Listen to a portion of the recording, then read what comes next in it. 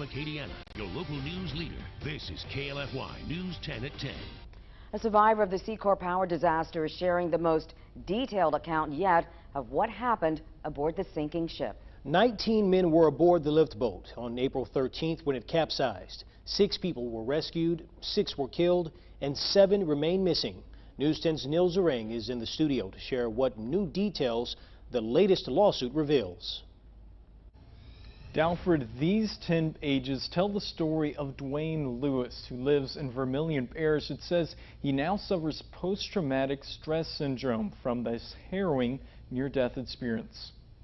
Dwayne Lewis remembers jumping out of bed when the Seacor power began to roll from its front to its back. The ceiling and floor became walls as one wall became the floor beneath him. As he looked out his third-deck window, his nap had ended and his real-life nightmare began. According to Lewis's lawsuit, when he first arrived at the Bolinger shipyard where the Seacor power was docked, an orientation meeting left out information he could have used. Locations of emergency exits were not discussed, and life jackets were described briefly as outside in boxes at a midship location. Thankfully, whoever was staying across the hall climbed into Lewis's room and determined their escape was the window. When it refused to budge, both men took turns using a nearby fire extinguisher to shatter the glass. They donned life jackets, and Lewis remembered hearing, "We need to get out of here," before his companion left through the window. Waves feet below the window pushed water into Lewis's room, but the last thing he wanted to do was jump into the Gulf. When he was a child, his brother drowned, and Lewis's parents kept him from the water. He couldn't swim, and though he stayed as long as he could, getting tossed around the room, when the water reached his window, Lewis seized the courage he needed and was sucked outside by a wave. He thought, "Oh my God, what in the hell is going on here?" Hanging onto a rope, Lewis saw 4 or 5 other men. He couldn't make out who over the 10 to 12 foot splashing waves, but he heard them hollering before his grip slipped. Lewis drifted for 3.5 hours before the crew of the Mr. Lloyd rescued him.